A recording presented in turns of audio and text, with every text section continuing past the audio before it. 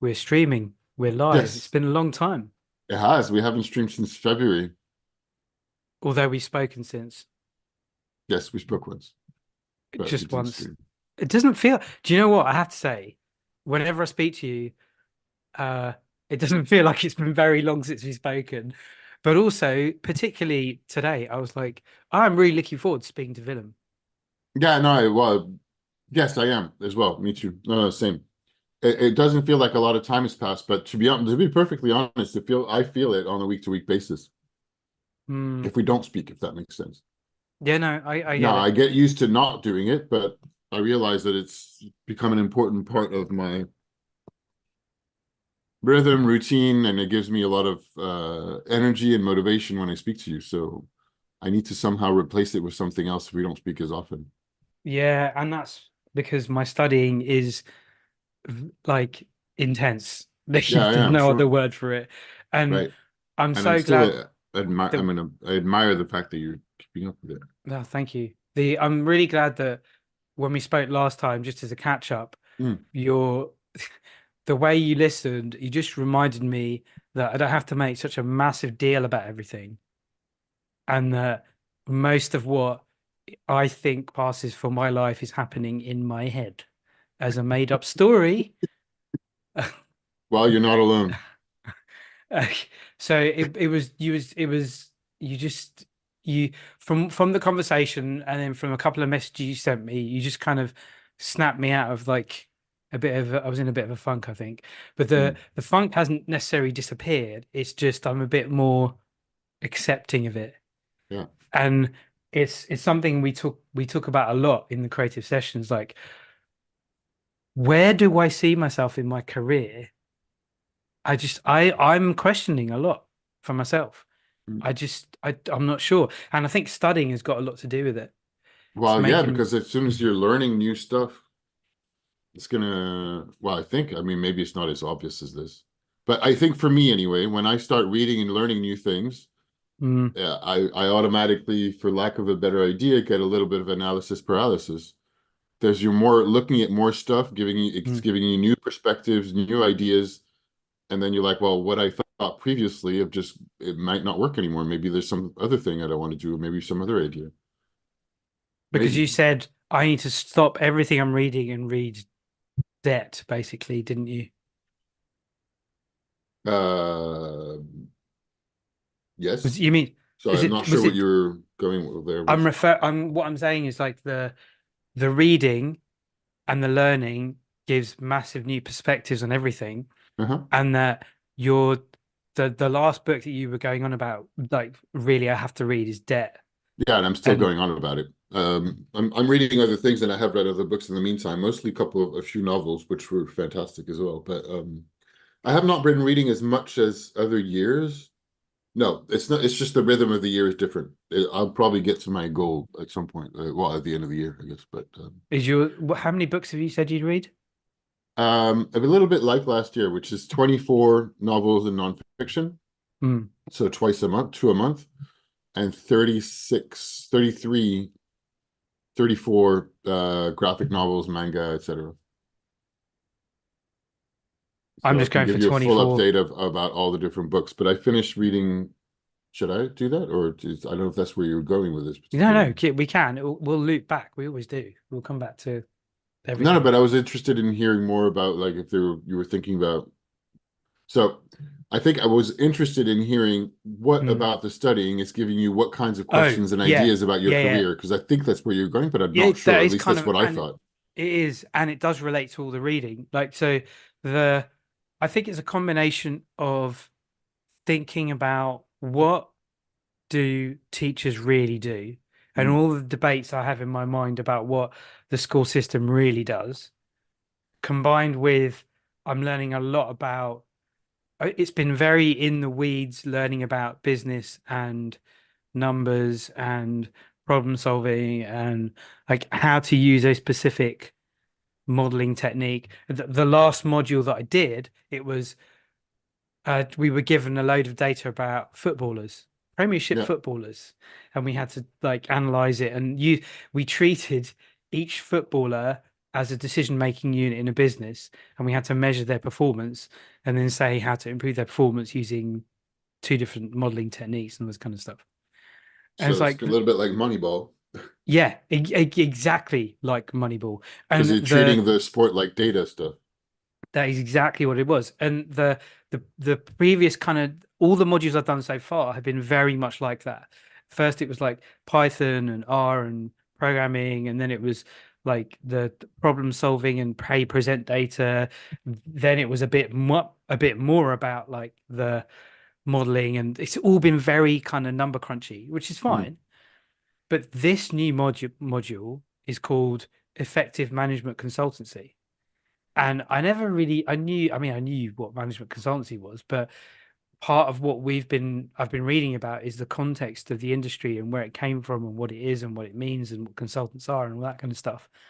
And it really, on the one hand, I'm incredibly cynical, and maybe it's because I'm a Well, me teacher. too. That's what my first question to mind is like, oh, do they talk about how it comes from Nazi Germany in Oh, parts? really? No, they didn't mention that. No, it does, although it does mention the military industrial complex post World War II, kind of like let consultants do their thing and Yeah, then not just post World apply War it. II. I mean, it comes from before too, but there's a book from a French researcher and historian, if I'm not mistaken, that talks about how a lot of the basics of management in professional environment, not just management consultancy, though, to be fair. Hmm. The whole Managerialism. concept managerialism comes from before, but that there's a Hmm. lot of modern concepts that are usually talked about post World War II, but that really come from during World War II because it's a lot of military stuff. But I don't have the details on that, so I'm just really talking without knowing. Yeah. So So some which I knew, which was like when mass industrialization happened, then F.W. Taylor divide everything up and all that kind yes, of there's stuff. that for sure. That That's scientific management stuff, and then the big management consultancies come out and all that. So I'm reading all this stuff, and I'm hearing. I've heard the term educational consultant a lot about mm, ex-teachers who go and help other schools do their thing and improve the school. And as appealing as that might be to me, I've also got this thing of like, what are schools really doing? And this is throwing everything up in the air about like, what do I want to do, yeah, really? If I'm going to be working at least another 25 years, yeah. like what am I gonna do? I don't want to do something rubbish. I want to do something interesting, and I want to do something that has some vague. The whole reason I became a teacher and changed Mhm. careers to become a teacher was I want to do something that is a contribution, a positive contribution. And now I discover, well, maybe teaching doesn't really do that. And so it's any kind of reading, and for me, any reading I do, I seem to connect to some bigger story in my head. So I've been reading all of that stuff, and then I've been reading, and I mentioned this to you on WhatsApp, a book that you, I think, started talking about, Trickster Makes the World by Lewis Hyde. Oh, you're reading it? I'm reading it, and Oh, I'm okay. reading it, and I'm going. I still haven't. I'm reading other things that I've been putting that one to the side. So I stumbled, someone mentioned it on a podcast, and then I knew you talked about it, so I started reading it. Oh my God, it's so good! Have you I read The abs Gift? I really no, I haven't. Haven't read Oh, The you know, Gift. because that's also on like that's on course. It was one of the books to read and to study as part of a course called Partnerships that I've done. Oh, really? Ah, I think I like his way of writing. Mm, He's he's very very interesting. yeah, it's really in depth, I can't but remember what his really background is. He's like a poet slash yeah, literature and myth history. I don't know. yeah, Maybe yeah, philosopher a bit. I'm not sure. yeah. He weaves all these different stories together and then makes points about them, and I'm like, ooh. But the thing that really appealed to me is the idea of the trickster, the fool, the itinerant, the not fitting in, and the bit that spoke to me is always causing trouble, Mm. which is essentially all that I do in my professional environment is poke senior management about why haven't you done this and how about this and why don't we do that and like just majorly disruptive. And It's reading this almost book, incredible that you managed to stay in the same place for nearly 20 years. well, it has been 20 years, but you're right, it is. And the thing that kept me going is that I got to quite a senior position, and now I'm not in a senior position, but and I think this is part of what I'm finding very difficult is I don't have the authority that comes from being in a middle leadership position anymore. So, and I've found that really difficult. Mm. The way people, the way colleagues and pupils listen to me is different because I'm not, when I was head of sixth form, if I said something, it was perceived and taken very differently. Now I'm not head of sixth form. I say the same thing. It has almost zero effect. Yeah, And I could not, it's only in the last month I've realized that's a very big deal. yeah. I And I can't, I wouldn't be can't, surprised, and I don't know for sure, and I don't know if it's okay to say this live, but I don't think it's bad either, so it should be all right. mm, But you can stop me.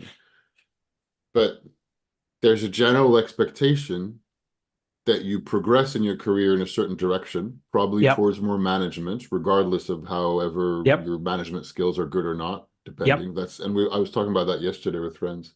That's a major thing in teaching. Great teachers, terrible managers, terrible Yeah, and leaders. it's a big thing in most organizations, but most Mm, organizations organize in such a way that you incrementally rise little by yes, little, and yes, rising yes. means going through probably to Yep. manage other people.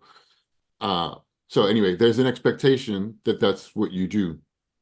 But if you do that and then say, actually, I want to track back, that probably has a major impact on a reputation inside of an organization because it's probably strange.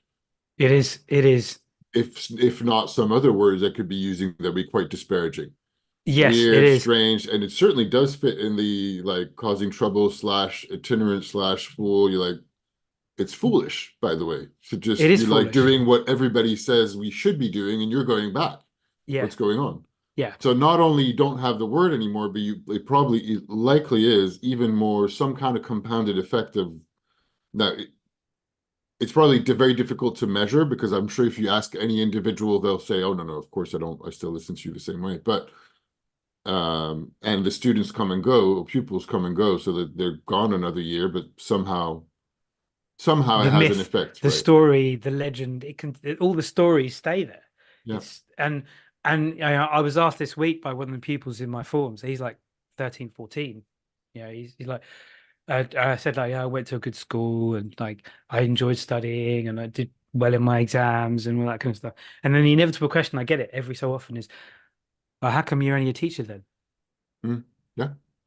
And this time when they asked, it really made me think, yeah, well, why? Why am I do why? That's Actually, part of a why? bigger, much bigger problem in terms of the society that we've created. And this is the same in France and the US and the UK of just systematically, borderline systematically destroying something that is considered to be supposedly one of the most important things, which is education. Mm, And teachers, schools are not funded, not taken seriously. By the way, I was going to ask, and I think I shared. Did you see Scott Galloway's talk at TED? no. You should watch it. It's so good. Is it recent or is it Yeah, it just old? came out a few weeks ago. It's I the did best it. TED. So You've talked about him so much. I've never read any of his stuff. you've never read any of his stuff or No. watched him. I've not read his books, to be fair. It's extremely impactful. And it's very, very he takes a lot of risk and goes after people, which is part of his brand to be a bit ranty, but it's very raw and very real, designed as such to be so. But Okay, that sounds like my kind of the thing. whole talk is called as how well the talk is titled how U.S. is destroying the young the how U.S. how the U.S. education is destroying our youth. And he starts with a question. He introduces himself briefly, Mm. and he goes like full on, and he's good. He's really good. Because you So it's subscribe to worth his watching. newsletter, don't you? You like his newsletter. Is that No, true? I listen to his podcast from time Oh, to I thought you. time, and Okay, I think his there's some things I don't even necessarily agree with him, sure. That's not a bad thing. but by and large, if anything that he says in this talk was a little bit done or taken seriously or taken on board, we would be in a much better situation. Because he's still a firm Mm. believer in capitalism as a Hmm. proper American, whereas I don't, Mm. but I know that we live in it. But he thinks that it could be solved. So anyway, but he starts with a question called "Do we love our children?" Then explains all the reasons why and everything that's going on that seems like we really don't, and we should face the fact that we're destroying our children's generation with everything that we're doing. And we then have very much from a higher education perspective, because that's where he talks from as a NYU professor, but not so only because interesting. he's a successful business owner, brand strategist, created brands, all that jazz. And he talks about the financial markets. He talks about how everything, and so I'm extrapolating a little bit, but what's for Yeah. sure is taking it back to that student's question is that it's permeating down to students now. To say that such a shame that all of our society has created a thing saying that education is important, but in reality, countries, governments don't really spend that much money on it, and Mm, certainly not on the teachers. And where the hmm schools, schools lower, well, education and higher education have been growing is in terms of admin, in terms of services, mm, in terms of, and he talks about that in his talk, endowments. hmm So, he's like, I think he talks about Harvard as an example with a few Yeah. numbers Yeah. about how basically it's a hidden private equity firm Yeah. that Yeah. just does a little bit of Yep. education on the side and provides Yep. badges for the rich and mighty. Yep. And there's no opportunity for any of the 90% that are not within the richest people around to do better in life. And everything This is stacked up against them. is so interesting because it's a theme that I think is in the background of what I've read recently about like management consultancy.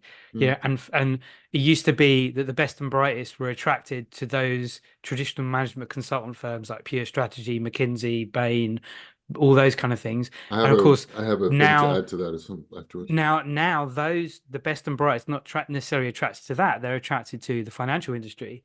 So instead of our best and brightest going and working in, I don't know, like think tanks or politics or something that can have a positive effect, instead, the capitalist system attracts those kinds of people to those kinds of industries and reinforces this kind of which university did you go to?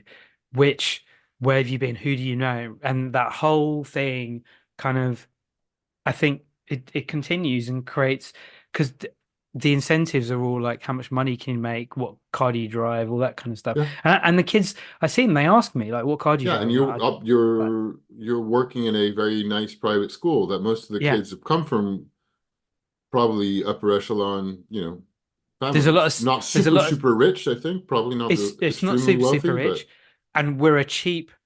Our private school is relatively cheaper than other private schools, but there's still like things like that make me think like, why is litter such a problem in our school? And it shouldn't be. Like it's so simple. There's loads of bins. There's loads of stuff where the pupils can get rid of their rubbish, and then they don't. Like what? but that's just Ha- that's I it's a don't know if very that's interesting universal. perspective on behavior change, and that it's It really is. not easy, and that It design and isn't easy. communications, it's part of supposedly my job in a lot of cases. And I mentioned before that I'm going to talk next week and have an interview with a behavioral impact change, uh, I guess, agency, organization. I'm not sure what So they call interesting. Yeah. themselves. It Mm. seems super interesting. And a lot of the application form and a lot of what they do. And I need to look at some more of their case studies before a call tomorrow. But um, there's a lot of projects that are being run to help people or to figure out how to change a behavior as simple as, well, not as simple as, because it's not simple given you don't haven't sorted out. How do we encourage more people to throw things in the bins? I mean, generally speaking, I'm amazed by the number of people who still throw cigarette butts and bottles of water out of the street, out of their car windows. It's Yeah. insane. Yeah. So how do And you change that kind of behavior? And sure enough, there's a lot of people that really firmly believe that design and communication can help and support that. And mm, I believe that too, by the way. mm, I really do. But it's really not easy. And yeah. most of the and I was as part of my application, I had to like talk about what kinds of projects I've worked on. I almost felt embarrassed that most of the projects I've worked on, because I work in marketing, have the main component ultimately is how do we get the behavior change we want is from to change people from not buying to buying a thing or service or product. So everything else that is around there related to the product area is ultimately not that important. It's really just about making sales. But the thing that gave me pause and trouble, I don't know if it might be going on a little bit of a tangent, but was to provide results. Yeah. Yep. Most of the time, I don't have results of all the work I do. because a lot of the work I do either doesn't go anywhere, even though the work I'm doing from studying the behavior, studying the people, listening to them, all of that work and all the documents I provide usually, for the most part, go nowhere. Or if there is a program or a advertising campaign or a marketing activity to design, based on everything I've done, I rarely get the full amount of results, or the results are really difficult to measure anyway. This is exactly what I've been reading about with consultancy and consultants. The Well, high that's one of the, level yeah, strategy, like upstream, deep thinking, big thinking brain type stuff. How do you prove that? How do you measure it? that's Like, one of the, so I was on and at a they, talk on Monday with a friend of mine who, well, friend, acquaintance, not really a close friend or anything, but I'd mentioned him, who works at McKinsey, and he did a talk with the oh account wow, planning okay. group, the strategy group of the UK, to share his experience of having moved from mostly communication, marketing, branding world into the world of management consultancy. Well, Mm. and actually not management consultancy, because he makes this apparently within themselves, they Yeah, know yeah, there's they a argue about separation it. Yeah, there is. between, for at least from the perspective of the firm, which is what they Yeah, call themselves. I didn't even know yeah. that. No, yeah, McKinsey is part of a split of what they consider the grand strategist or the strategy pure consultants, strategy. pure strategy Yeah, yeah, consultancies. yeah, BCG, Bain, and yeah, McKinsey are part of those, yeah. which I No was surprised to hear because implementation. for me, BCG and Bain are like big time investors. They're not just strategists. Mm. They invest a lot of money into developing industries altogether. And anyway, and the other ones whose main heartland is first and foremost in accountancy, Yeah, which is Accenture, PwC, Deloitte, Deloitte. PwC. Even though they have a lot of other things, and all of those guys have also bought design agencies, Yes, advertising yes. agencies. A lot of their things IT. in technology, big Yeah, time. Accenture is like yeah, obviously big in IT. So anyway, one of the things he was sharing about is they regularly think within, so within McKinsey regularly, I don't know if I'm supposed to but it doesn't matter, I didn't mention his name, so you can find it, I guess. I don't think what I'm saying is very secret, because I was just like, wait a minute, what am I not supposed to share? I can't well, remember. my wife works for McKinsey. Yeah, but anyway, I think you could, I'm not saying anything very secret, No, I'm which sure is not. there's apparently a lot of talk internally about like how, at what point does pure strategy start and stop? Yes. Because of course a lot of people might ask for you to deliver things, and yeah, and I can only imagine it's the question, and unsurprisingly, there's a lot of really really smart and talented people within the organization, Oh yeah. and he Because was what you approached to work for them, and even then, well, it doesn't matter. He was approached at first, but he still had to go through 8 interview processes, I multiple read about tests. yeah, I Crazy. read the And interview he's not a process man, he's and not a it's consultant. He's a specialist within a field. He's a different, yeah, because I read about the interview processes for a lot of these firms and they are intensive. Like, oh yeah, my apparently God, it's to be very a intensive. consultant, the case studies, the questioning, the And and of full-on course writing tests, like like really intense writing, wow. apparently. Yeah. But as I'm reading all this stuff in this particular module, I'm also thinking I did find myself thinking a lot about what you do. How is it because it does feel like brand strategy is pure strategy. It doesn't feel like it's any different to that. Yeah, no, it's not so what's different is the application that I have. Well, I think a lot of them are probably way smarter than I am and way more rigorous and way more Hmm. experienced. Uh, but also a lot more experience from a business standpoint with a lot of Mm, metrics like the ones you might be studying, which is a lot of data and a lot of yeah. Excel spreadsheets that I think all summarizes down to, well, this is my opinion. I don't know if it's actually true, but I think it seems like it is, to be the full-on agents of unbridled capitalism, because Well, the essential I'm numbers are so glad you said that. It's all so about growing business. it's so interesting what you said that because one of the themes in one of the theoretical books I'm reading about the industry is that management consultants have been called missionaries for capitalism. Yeah, I'm not surprised. I think I've heard that somewhere too. No, but I've not Like heard that formulation, to be honest. But it's so very, whereas very my thing is too, I am, to be honest, but at another scale, which is just purely looking at the communications and brand side of things, not yeah. all the numbers of everything to do with the business, all right, how are we going to increase retirement funds? And this is like BCG looking into, well, all the retirement funds in France are mostly not private. How do we switch it to private to create more business?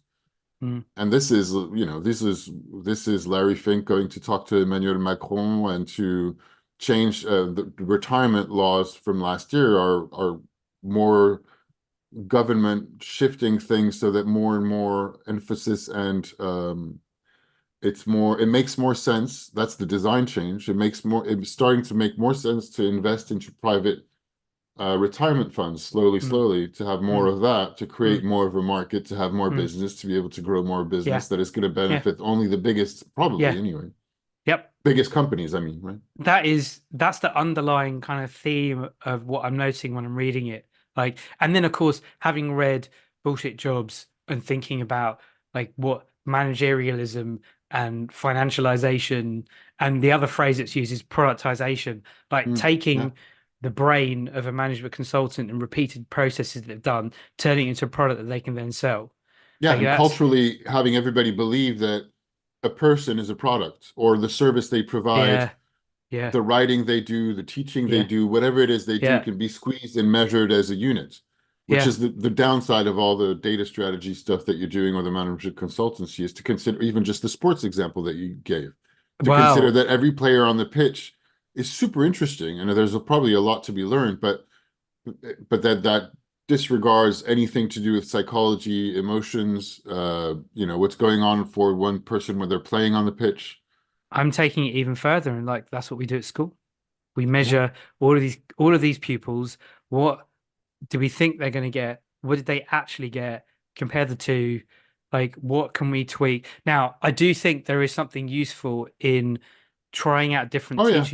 trying out different teaching strategies and measuring them. And there was a huge movement in the past 10, 15 years in teaching to actually think about how does psychology and neuroscience and cognitive psychology, how can that be used to better affect teaching? But I think it ends up being quite reductionist and ends up being schools as businesses that produce high performing pupils.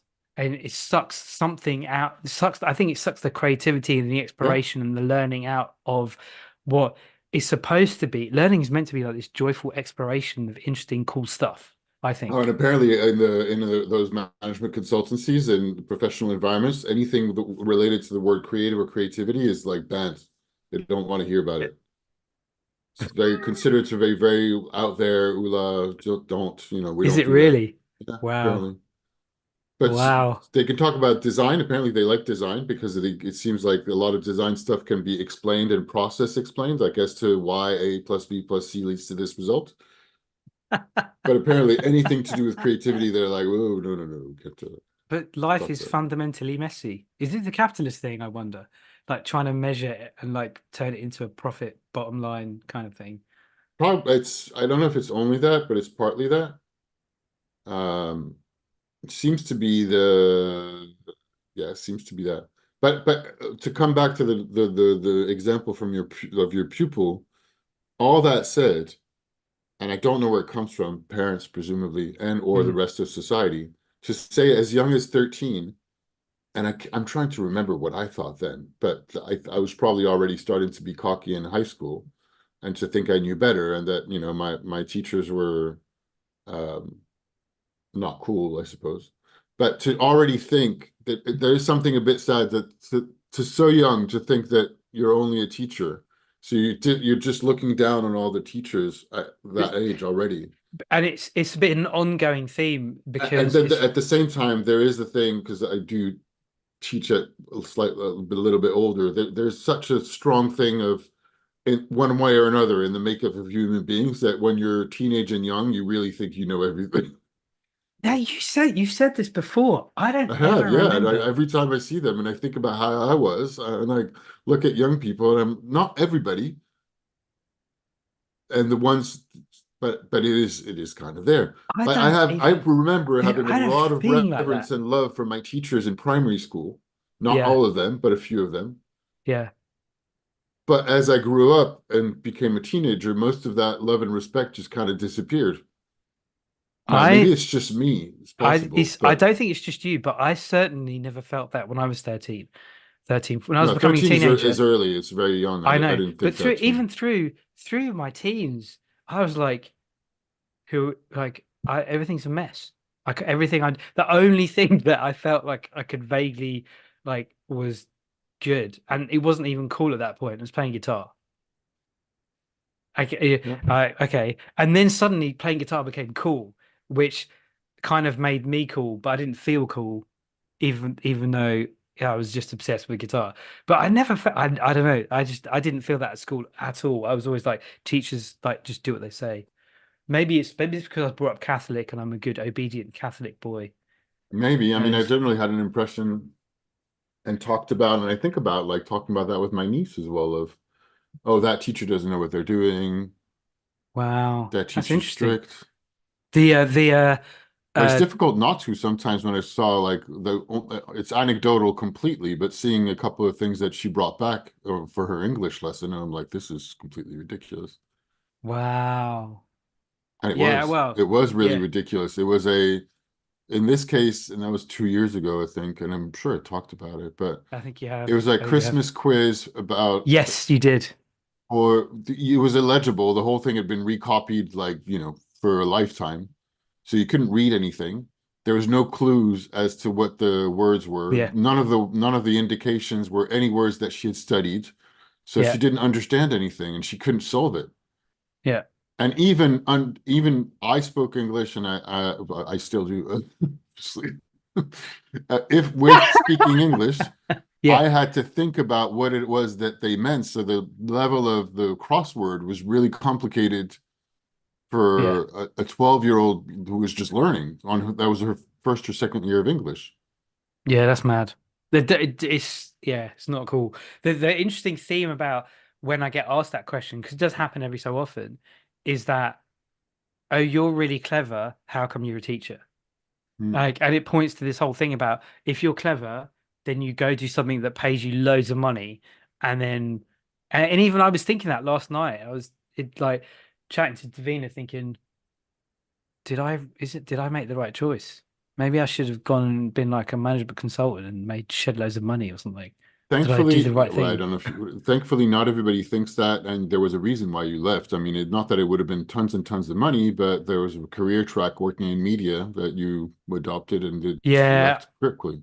yeah, I did. I was 25 when I left, and I think if I had continued, I probably would have made like a A quite a better lot of money. salary, but working long hours.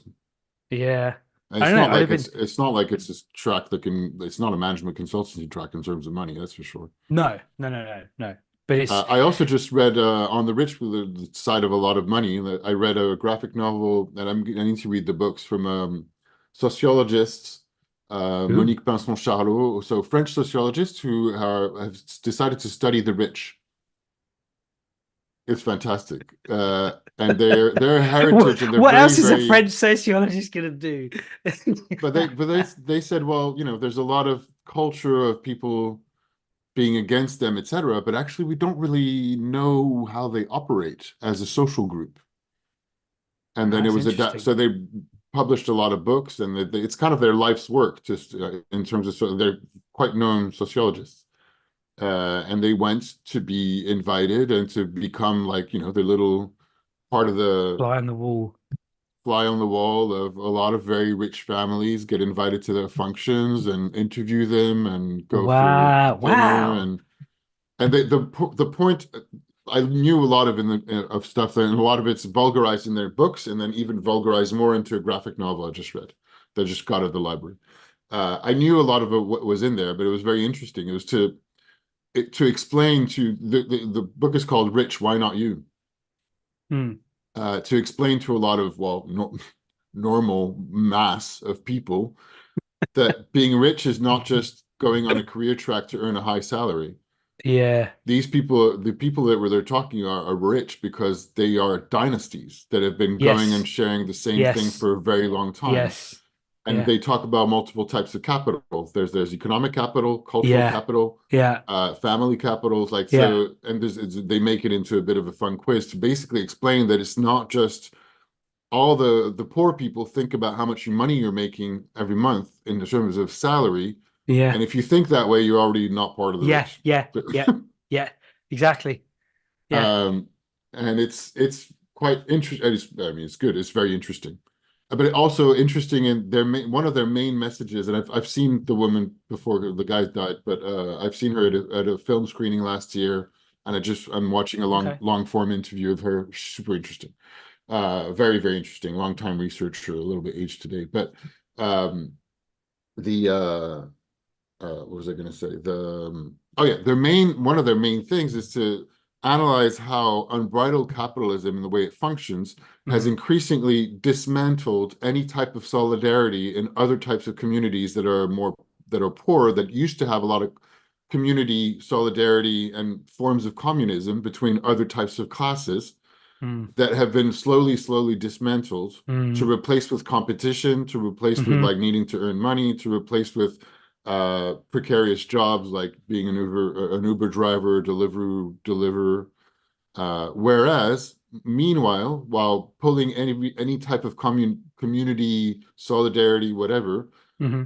the richest of the rich have an extreme amount of solidarity between one another in their Yeah. whole community. And their Yeah. community reaches out to the highest spheres of everything, of Yeah. government, of business, Yeah. and they all know one another. Yeah. They're all Yeah. together and they do this from the youngest age. Yeah. And so I discovered one thing that I didn't know called, and I'm sure there's the same in the UK, called the Boutin Mondain, which is it's a who's who. It's a who's who book that is published every year. Costs 200 euros to buy or something like 250 euros. It's a big book of all the family ties, their addresses, who they are, etc. And Yeah. they also talk about the origins of like how those social ties keep how they're kept alive. So in Yeah. the past, they had arranged marriages between Yeah. dynasties, countries, Yeah. etc. Then there's a Yeah. point where it's not so accepted. Kids are supposed to be able to fall in love and meet Yeah. whoever they want. So, all right, so the parents, what they started doing is parents and families started curating social groups among in groups that are the right people to hang out with. One, they all go to the same schools Yes. anyway, and that are the Yes. most elite of the most Yeah. elite. And they talk about for them, and then I interview. So there was a question like, does it matter if it's public or private? And they were like, well, it doesn't matter to them what it is, as long as it's the best for their Who? children. Yeah. If the best for their children is going to be private, that's fine. If it's public, like in France, a lot of the best schools are technically um, not, how do you say, they're the government schools. Yeah. Oh, okay. State They're run. government schools, except that they're government schools that is the school in the middle of the neighborhood of the richest kids around and nobody else gets to go. Yeah. And that school and the people working there technically are working for the government, but really they work for the rich families around, and they're treated like servants by the rich families around. There's a similar kind of thing happening here Yeah. with that. Yeah, I know what you mean about the And so, wow. yeah, anyway, That's super so interesting. interesting. That's so Yeah. interesting. And it's so spot on. It makes complete sense. And it goes back to a lot of what he says in Bullshit Jobs about capitalism isn't capitalism. It's another form of feudalism. It's And just it's just if you've seen Born Rich like talks about the same kind of thing, and it's on YouTube. So just to finish the thought, families, moms particularly, will organize from the youngest age and curate groups of kids, starting with we're going to go visit a museum when you're 9 or 10, and then 11 or 12 you're going to have your first parties, learn how to dance, and they're called rallies in France. Rallies are kids meeting, yeah. and so then the parents can kind of just they keep organizing them, but they kind of left it. It's a light touch to say, well, they're going to fall in love with the people they hang out with, and I've curated who they hang out with, and they only hang out with the Wow. right crowd Of course. of the right families at the right Yep. level, who earn Hmm. the right money, and you have these massive dynasties, and they talk about one, and it's a family I've never heard of. It's multiple branches of a family that are big in steel that used to have all the steel factories that now are expanded. They have factories all over the world.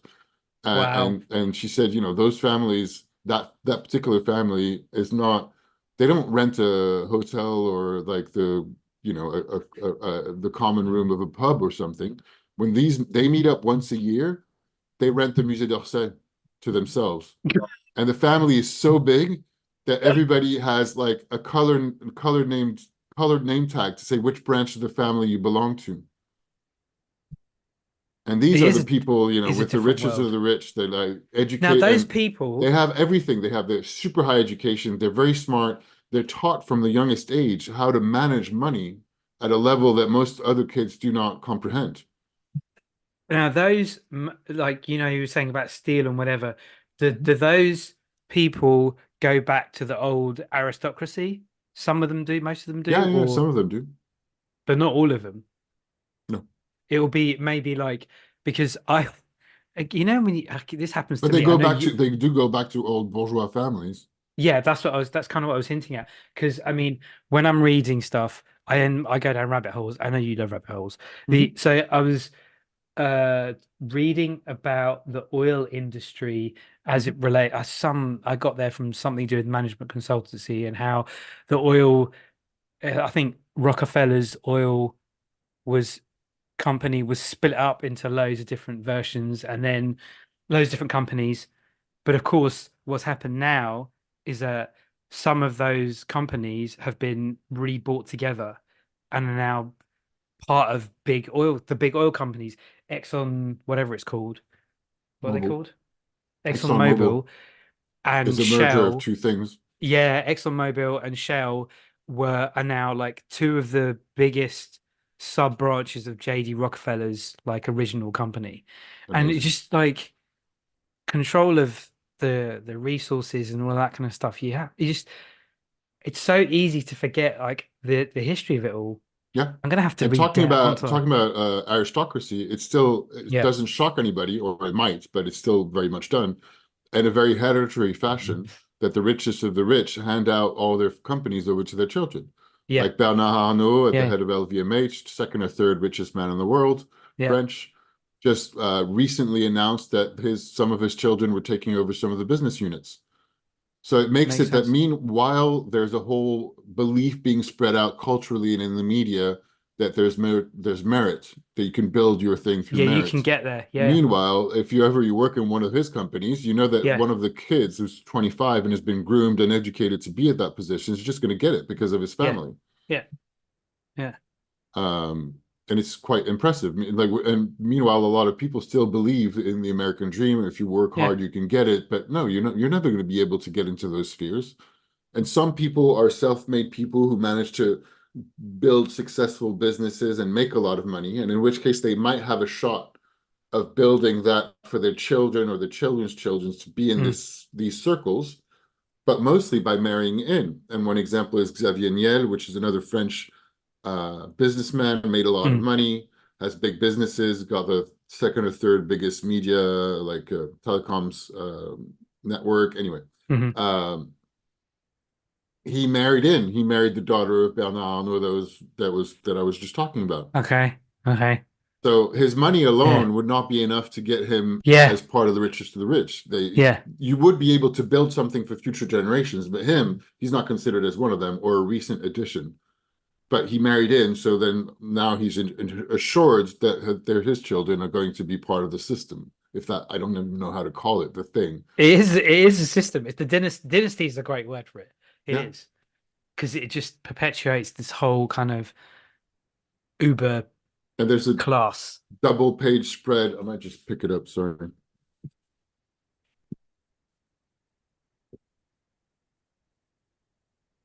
It's this. Wow, that's just it's a different level. There's a double page spread that says, just to try to explain like the contacts and what level they're at, which is they know everybody. Just okay, l'entre-soi, which is like how they help one another. It's like they all know one another. X is part of this social club that is friends with that person who went to this school with that person who manages that newspaper and that media, is other friends with this And person in the and government. They're that all politician and that blah blah blah. and Yeah. every and there's also one point where they're like, all right, so imagine you, because the part of the story is the sociologists sort of represented as kind of cartoon characters follow a family who just won the lotto just to for them to Okay. discover what it might take, and it doesn't take only money. You need to Yeah. start what would it take to become really rich. Um, Is that published in English as well? I don't know. I'm going to find out. Maybe I, I'm not sure, but I'm sure some of their books are going to be translated. but the graphic novel makes it somehow. I mean, Yeah, okay, that's it's a very slightly dumbed down. popular, It's it's very an accessible. increasingly popular format in France because otherwise nobody learns or finds out anything. There's like a lot of documentaries and a lot of vulgarized science books that are increasingly made into documentaries about climate change, or recently, since the 7th of October, about Jerusalem or about the Israel-Palestinian conflict, things like that. Well, everything and anything. There's some really, really, really good ones, some really great ones. One of the ones I really love by an author I really love recently, talking about environmental impact and really beautiful drawings. He documents walking from one point to another in France, Mhm. and it is a diagonal, and it's considered to be the empty diagonal of France. It goes through a lot of empty zones and natural parks.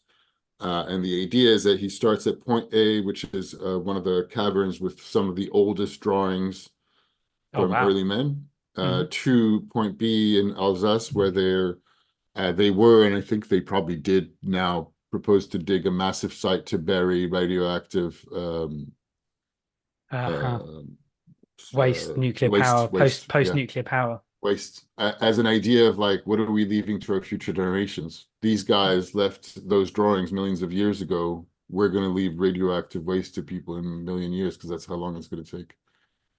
Nice. And he's just musing and meeting people along the way. He meets with scientists, climate change, and it's nice. He's just walking, and he talks about his walking, and the device that he explains at the beginning, he's like, well, I didn't literally walk with these people, but I interviewed them before going on my walk, and I draw them in as if we were talking and walking together, That's cool. which is What a super great cool. idea. Yeah, it's very nice. Yes, I mean, uh, I think we should shift gears and talk about Yes, like studying and reading and writing. sure. I've had a major shift and improvement and breakthrough in my ability to take notes and read and write and stuff. The Oh, that's good. I Yeah. haven't. And all I did was uh use some of the things that I tell the my pupils to do, but it was finding a good note-taking format that worked for me. Hmm. And then, but the really big thing is before I start learning something new, I write down what I remember of what I've been doing. Mm. And I write it like at first I found that it started off as like bullet points and ideas, and it gradually evolved into paragraphs and then became like a series of paragraphs. And I stumbled across something somewhere about one of the best ways you can improve your recall and your knowledge is to write 300 word mini essays. Mm. And I've been really surprised at how much it builds my confidence because I realize I know more and I've remembered more than I think. It just the act of sitting down and starting from with a blank page of what can I remember? So how do you structure that in terms of what I mean by that is, do you find time to sit down and do it on a day basis when you're reading, before you're reading? It's before I start doing something new, and I'll only spend about 15 minutes doing it. The idea is to the act of trying to recall it and trying to remember it. Uh, I start off and I'm really hesitant, but then as I recall one thing, I remember another thing, and then a whole bunch of stuff comes And you out. do it purposely about a one book, an article, or I'll do it. one piece of content, I guess. I don't know how you call it. Yeah, I'll do it purposely about the topic that I've been studying. Okay. So And it what do you use to do it, like an app or something? no pen One of and the note paper, pen app? pencil and paper. Oh, okay. I literally write it down. And all my notes, I physically write. I think there's something very, I don't know, primal or important about physically writing it. Hmm. That makes it much more. Uh, I recall it. I remember it better.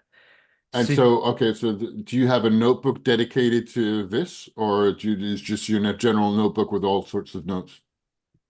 I use A4 pieces of paper. Which makes me think that Cal Newport just published a new book, and I listened to a couple of different interviews of him, I which use actually interestingly was a bit random, but I listened to two different interviews in short succession about with him about his book. But because it was different people, different topics, it made it different conversations. Kind of interesting. Now what made it work. What makes it work for me is I will. I have an A4 page and I use the Cornell note-taking method. I don't know if you heard of that, but I need uh, to. I'm really bad at. I don't have it's any a of that. it's an A4 page Mhm. divided up in particular way, and the I will get like one chapter onto one A4 page. And it's because of the way, because of the format and the structure of the I use the method, it really works. It's really worked. And it really worked on my the for something the previous module where I started doing it for really quite dense technical programmy stuff, which I was learning from videos. Mm. So one of the things that showed it, now I was a bit cynical. I was like, this is really working. Um, as part of the last module, I had to do quizzes that were assessed, and they're difficult quizzes. I got like there was like four quizzes, I think, and I got 60% on the first one, then 90% on the second one, then 90% on the third one, then 80% on the last one. Purely because I started to change how I was studying and recalling and thinking about things and trying to assemble the concepts together.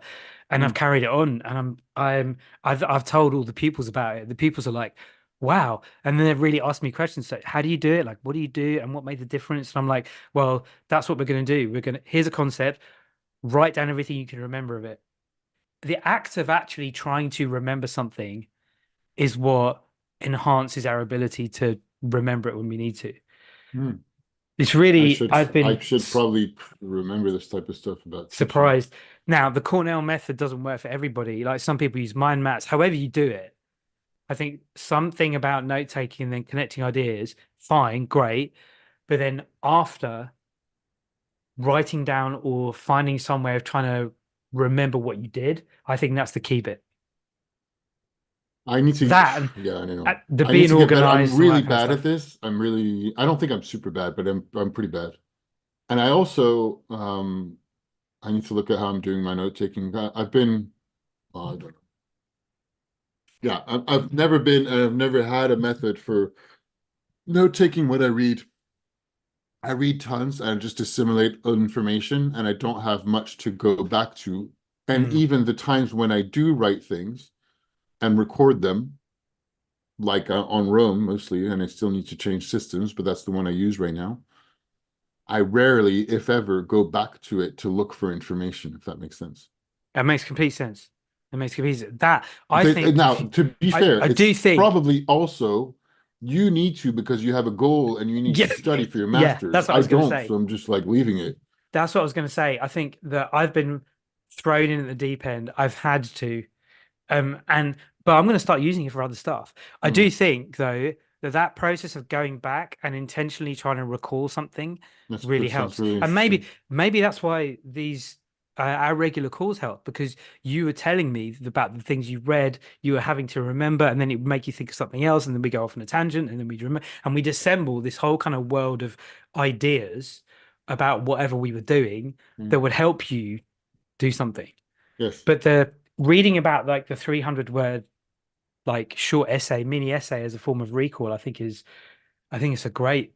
a really powerful thing. And in the pupils I teach in exam conditions, maybe they'll write an essay that's 600 words, and like I think it really works. And I think it's something you should really look at. Like, Yeah, I should look at the even Cornell method and this 300 word thing that you're talking about. yeah, I don't know. I'll see if I can find something about it. But Yeah, even please. just the after you've read a book or after you've read a chapter in the book, just writing down what you remember, I think you'd be surprised at the difference that would make. Yeah, If you I'll had do a that. running note in Rome about, I don't That's know, exactly what I debt, was thinking. Yeah. so you have the book, and then if it's an important book like debt or whatever, and then after each chapter, you just try and write down what you remember as if you were explaining it to me. I Mm, think that would make the biggest difference to you. mm, okay. And then what would happen is you'd pull together ideas from all sorts of places, and then it would you'd assemble. I think you'd assemble a whole. Well, maybe you'd have Rome and the like be this amazing thing Yeah, and I need to because start, I need to think about changing it because I have about a year before I need to change it. you're so full of ideas, and I think you do it in conversation. We do it in conversation. We'll connect things together, and it's really cool.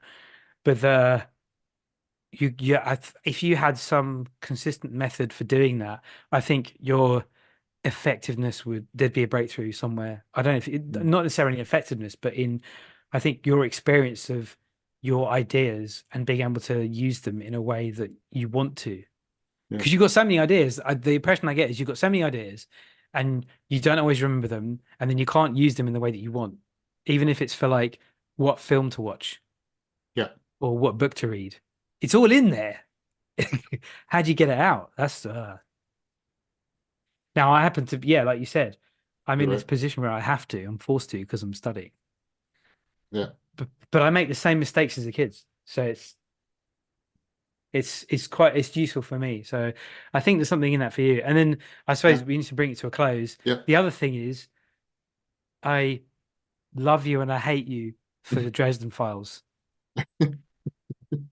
I tried to get more people into it. I commented somebody looking for books on Facebook. Yeah, I don't go on it very often, but I do every so often, like a few I times a I week. I finished Changes and it took me ages to finish. It's good, right? And my Changes. Oh my God.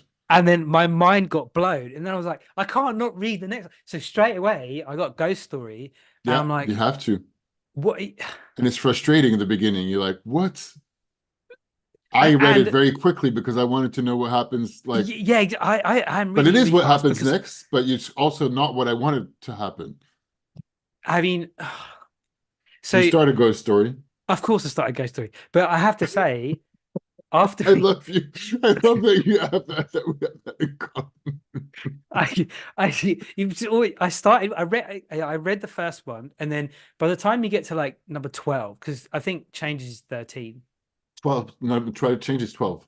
Okay, and you read like 11, 12. You get I got to Changes, and I By the was way, like, it's not by okay, mistake. I don't think that 13 is ghost story. okay, I did I that for mean, my next it's just, question.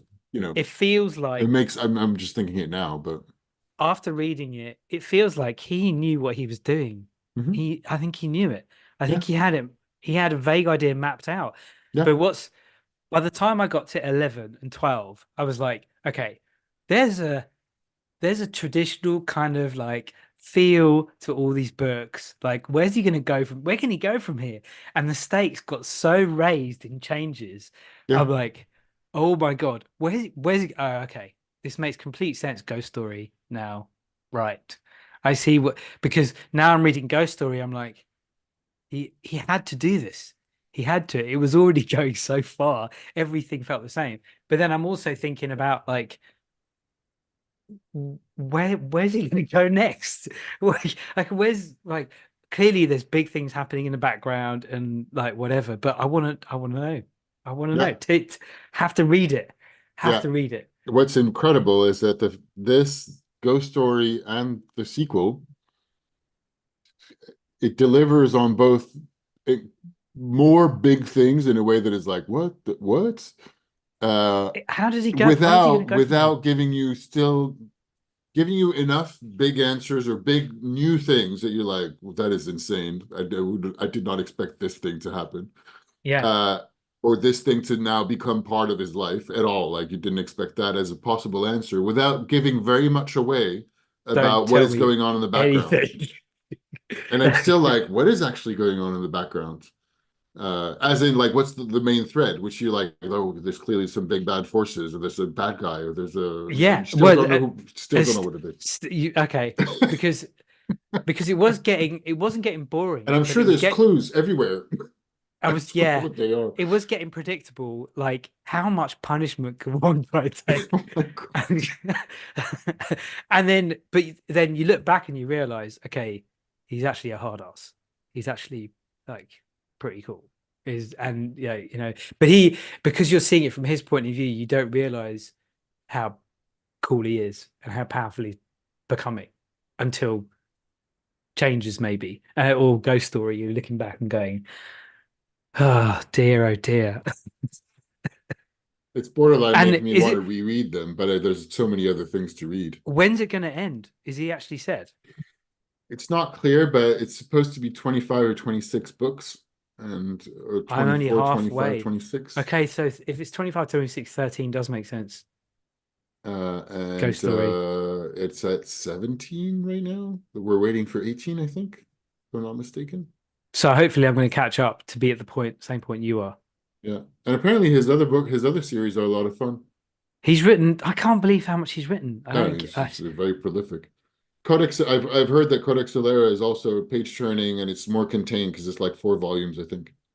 And okay. Codex Alera is meant to be, well, I saw that in an interview you might have seen. He's like, you mix it, mashing two things. In this case, it's mashing the Roman Legion, Roman military theme with Pokemon somehow. I think it in Okay. insofar as so it's military environment in a simile Greek Roman type thing, but medieval, and everybody has special powers in a way as if everybody has a Pokemon. Except of course the hero protagonist who doesn't or something like that. Yeah. Oh, okay. I can't. Oh dear. And one pupil at school has heard of Harry Dresden, and I tell everybody about it. I'm like, read these books. Yeah. They're a lot of fun, and you think it's not very good, but it's actually very good because it's there's a. I think the reason I like it is because it's something that happens when pupils read my model answers. They're like, this like it's not massively complicated English. I'm like, I know, I've written it that way deliberately. But if you look at the way that ideas fit together, that's what makes it sophisticated. I think that's what he does. It's not like gonna win literary awards for like the quality, the quality. It's No, but I find him a lot more engaging than Brandon Sanderson. I really did not like reading Brandon you Sanderson. said that. He's extremely popular and extremely prolific, but I much prefer Jim Butcher than on the He's size of like two extremely popular, very prolific writers. Uh, yeah, I much prefer. I don't like Sanderson at all. it's the story, it's the plot, it's the characters that make Dresden Files worth reading, and the interaction of the two. I feel like I know these people, even the situations they're in, and sometimes I can't keep up with remember everything, and I'm like, what happened in that? Like, who are the fairy? Like, what the? Like, oh Yeah, yeah, yeah, it's and the way that as the way he assembles all of that, that's an entire skill. I just like wow. yeah, It's yeah. very, very cool. And of course, now I'm like, I want, I want something like some merchandise somewhere. Yes. There's got to be like that nobody else will get unless you read it.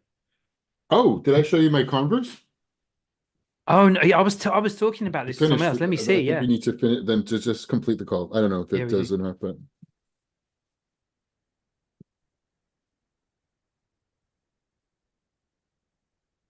I haven't worn them yet. And I thought your post was great about it. It made a really cool point about like that Oh does look yeah, cool. Brands and coming I made the together, design. collaborations. Oh wow, that is good. So there's a thing that says your character sheet here in size. Oh, There's that's even the very logo on good. the bottom of the shoe. That's very, Oh, very there's another good. thing there. I didn't even see that. Oh no, that's the laces. Yeah, but yeah, you could choose the color, the lining, you could choose everything. I Have made you this got black on the something back. runic on the front of the shoe? The front of the shoe is the end from Dungeons and Dragons. No, I meant on the Oh yes, yes. There's some kind of what like is magic symbols. okay. That's cool. Yeah, That's very cool. it is, right? And you haven't worn them yet. No, Haven't worn them out, or I just haven't worn them. I haven't worn them at all. Are you going to? Probably.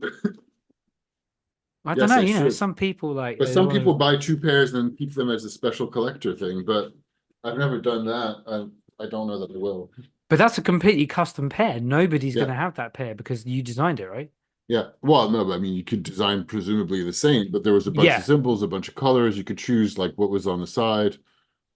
So it's possible to meet exactly the same, but it's unlikely. It's the first time I order custom shoes of any kind or clothes. Not clothes. I do have custom clothes, but custom clothes as in shaped to like tailored to my size rather than designed to, to my Yeah, no, liking. that is really cool. That is very cool. I'm glad you like the posts. I'm trying to force myself again to write twice a week on LinkedIn and not spend too much time otherwise. Yeah, that was a Uh, great post. That was and really write once in English, thought-provoking. once in French. I try as much as possible. The other thing is that comment that I put on the Mario coming out of the pipe thing post. I can't even remember what the post was. I can't remember. That was a while I ago. can't, I for some reason it came up on my, and I don't really look at LinkedIn that much anymore. Someone liked what I wrote about Professor Vanderhorst. Someone liked it again recently. Like it's so, who Hmm. knows? I'm gonna go watch that That's a Scott whole Galloway other talk. story and for conversation for next time on my Yeah. efforts to meet people. I'm going out of my way to go. I'm discovering business networking groups, networking meetings. I'm looking at like how do I meet people professionally? Well, one side of me wants to meet somebody else like you to have conversations with, Okay. but some and or mostly how do I meet new clients that are also not in the whole both in the industry where I work that are the most likely to give me work and people who are not in the industry that to meet other people that I wouldn't have because well, I need new work, but I also need to really just work towards my professional network in Paris and elsewhere. It's just How did Bjorn do it? well, he's been It's doing the same just thing, but he's also living in a part of the world that is booming with mm, opportunity. mm, There's a lot of money, there's a lot of money being spent, there's a lot of things being built, there's a lot of so it's a bit of an El Dorado part of the world compared to Paris that is very not that it's not at all, but it is in certain circles. But so that's why I'm trying to figure out who these people are where there's things going on. Because the industry on my side is slow. There's a lot of people that a lot of industries are laying people off everywhere in yeah. tech and a lot of other big businesses. Agencies are squeezing time. A lot of freelancers are having a hard time. So I need to, myself included, so I need to multiply the amount of diversify my efforts to not be talking in the same bubble. Yeah. So Yeah, anyway, that's you stories for another time. and you've got me thinking about how do you find someone who has these kind of qualities that they can bring to their spin on out of this kind of conversation, tangents, ideas, moving all over the place. Somehow it's fits into a narrative or idea. It goes somewhere. Reading, like how do you find people like that? How do we find people like that? Yeah, I said that's an interesting idea because there must yeah, be, there are. yeah. Like, did you meet anybody like that in your degree, or you don't really have much opportunity to interact with them, so you don't know, perhaps?